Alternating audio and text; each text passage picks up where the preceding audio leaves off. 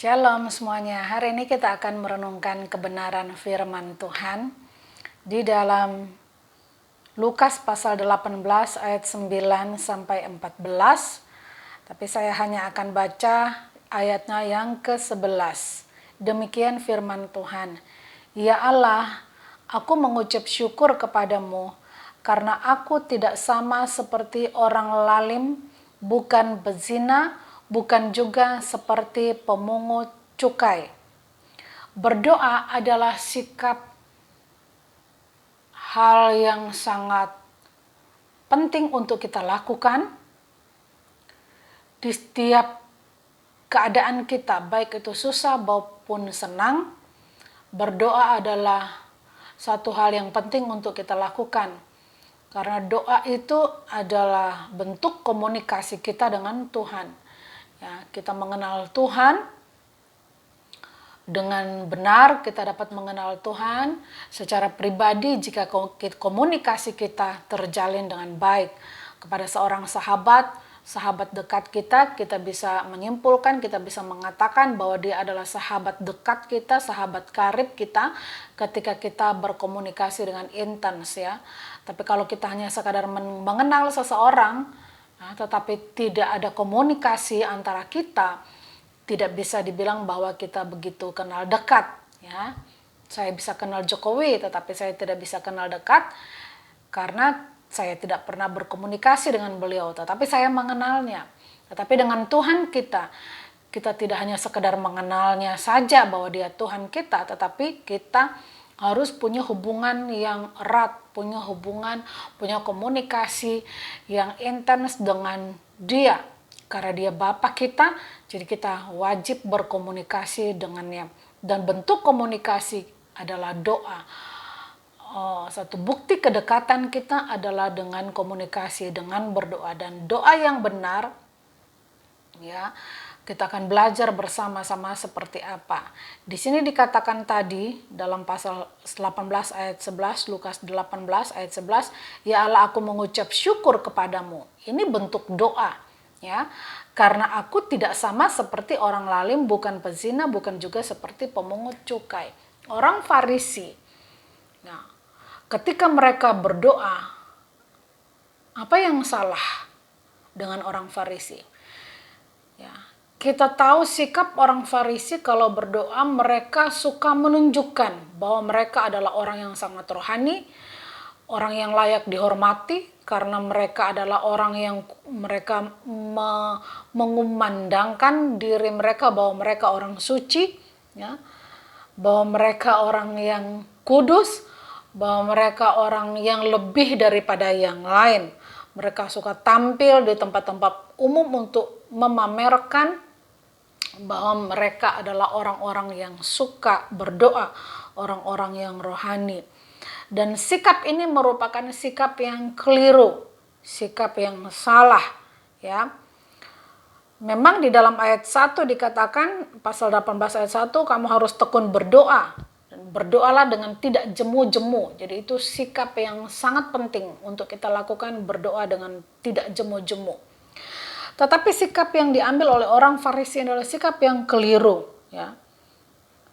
Di dalam Yesaya 2 ayat 11 dikatakan, manusia yang sombong akan direndahkan dan orang yang angkuh akan ditundukkan. Artinya, sikap doa orang Farisi ini keliru. Kenapa? Karena sikap doa mereka disertai dengan kesombongan. Mereka datang menghadap Tuhan dengan sombong. Bayangkan saja, saat berdoa pun mereka masih sempat-sempat masih bisa menuding orang lain bahwa Tuhan, ini saya berdoa, saya ini tidak seperti dia.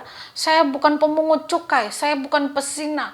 Saya ini orang kudus, saya bukan orang lalim, saya bukan orang jahat, tidak seperti dia dan dia. Di dalam doanya pun dia masih bisa menuding orang lain, ya. Dia bukan datang dengan penuh kerendahan hati menyampaikan apa yang menjadi kerinduan hatinya. Dengan kerendahan hati menghadap hadirat Tuhan. Tidak, tetapi dia datang berdoa untuk menunjukkan kesalahan orang lain terhadap Tuhan. Apakah ini bentuk doa yang diinginkan oleh Tuhan? Apakah ini bentuk komunikasi yang diinginkan oleh Tuhan? Ya, kita saja secara manusia, kalau orang datang cerita sama kita, yang diceritakan bukan masalahnya, bukan bagaimana dia mengalami kemurahan Tuhan yang luar biasa, tapi jika setiap waktu dia datang bercerita kepada kita dan yang diceritakan adalah kesalahan orang, dosa orang terus, ya, saya juga akan jenuh dengarnya. Ini orang datang, ya saya selalu berpikir begini, kalau ada orang saya ketemu seperti itu, saya akan membatasi diri untuk bergaul karena saya pikir saya ini bukan tempat sampah. Telinga saya akan buka untuk menceritakan, untuk orang ceritakan apa yang dia alami bersama dengan Tuhan, bagaimana dia bisa keluar dari masalahnya, atau ketika dia lagi dalam persoalan, dia butuh masukan, dia butuh saya untuk mendoakan, ya.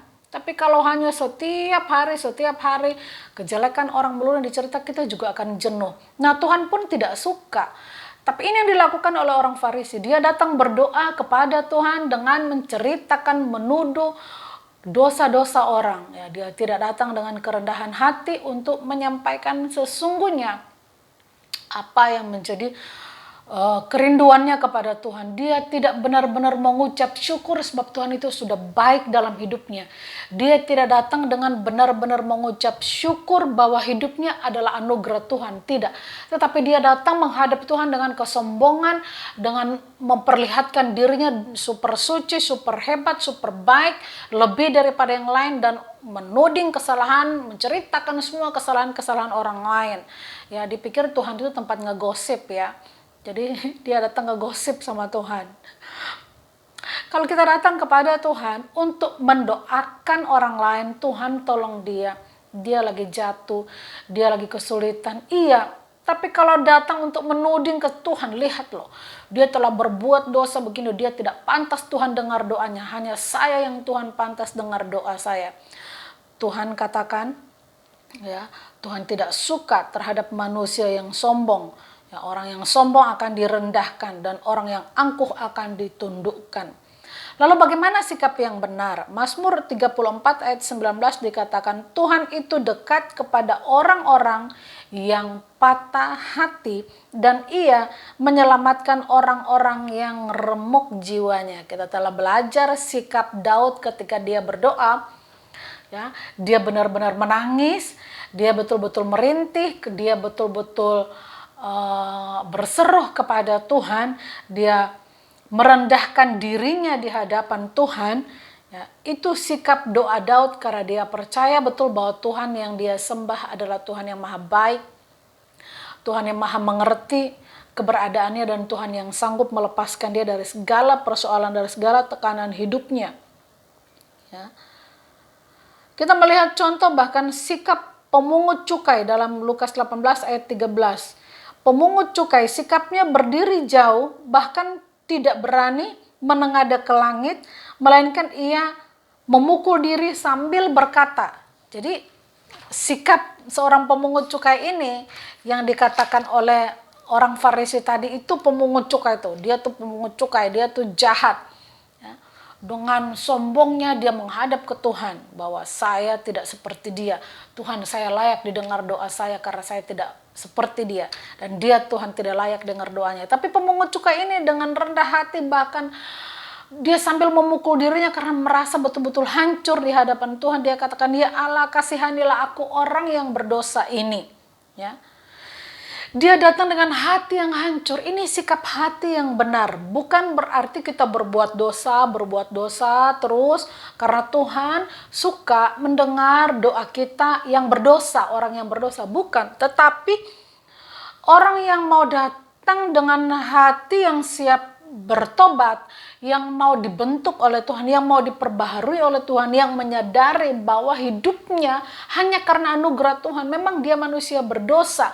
Dan karena dia manusia berdosa, dia layak dikasihani oleh Tuhan.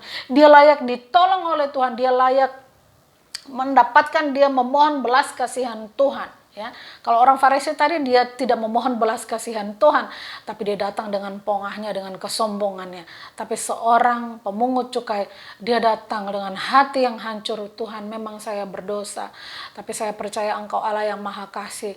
Saya memerlukan, saya merindukan jamahan kasih-Mu. Sikap ini sikap yang benar. Dengan hati yang hancur kita datang di hadapan Tuhan dengan menyadari bahwa tanpa Tuhan kita tidak sanggup. Kita mau datang berdoa kepada Tuhan dengan menyadari bahwa kita perlu Tuhan.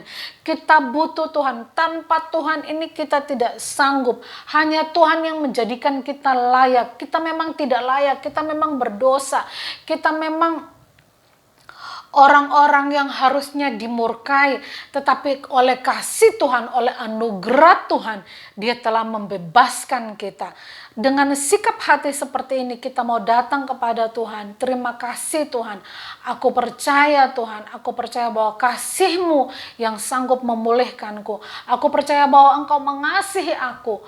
Aku percaya bahwa aku layak ditolong oleh Tuhan. Memang aku berdosa, tapi aku layak menerima anugerah Tuhan. Aku percaya kasih Tuhan menjangkau hidupku. Sikap hati seperti ini yang Tuhan mau. Pemazmur berkata, korban sembelihan kepada Allah ialah jiwa yang hancur, hati yang patah dan remuk, tidak akan kau pandang hina ya Tuhan. 1 Petrus 5 ayat 5 katakan, Tuhan membenci orang-orang yang congkak, tapi mengasihi orang-orang yang rendah hati. Mari kita mau memilih sikap berdoa yang benar, sikap doa yang berkenan di mata Tuhan, dengan hati yang sungguh-sungguh, dengan hati yang rela, hati yang siap dibentuk oleh Tuhan. Dan mari kita mau terus berdoa dengan tidak jemu-jemu. Kita mau memberikan persembahan hidup kita di hadapan Tuhan. Ya, mempersembahkan hidup kita di hadapan Tuhan sebagai korban yang menyenangkan hati Tuhan. Ya, dengan kerendahan hati bahwa kita betul-betul ada karena kasih Tuhan. Kita mau mengakui bahwa kita betul-betul ada karena anugerah Tuhan. Kita betul-betul hidup bergantung kepada kasih Tuhan. Mari kita memilih sikap doa yang benar, ya.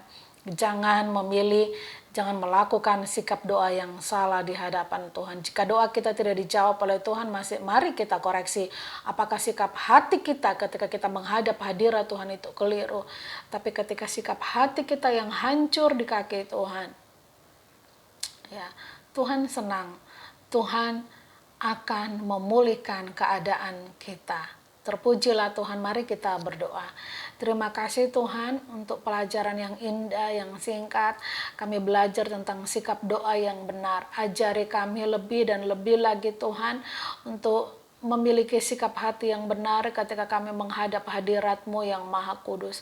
Kami tidak datang dengan keangkuhan dan kesombongan kami, tapi kami mau datang dengan kerendahan hati kami yang sungguh kepada-Mu Tuhan, bahwa sungguh kami ada karena anugerah Tuhan. Kami ada bukan karena hebatnya kami, bukan karena kekuatan kami, bukan karena kepintaran kami, tapi kami ada betul-betul karena anugerah Tuhan. Kami ada hari ini semua karena kasih sayang Tuhan. Terima kasih Tuhan, kami mengucap syukur untuk kebenaran firman-Mu yang sudah kami renungkan. Dalam nama Yesus, haleluya. Amin. Puji Tuhan, Tuhan memberkati kita semuanya.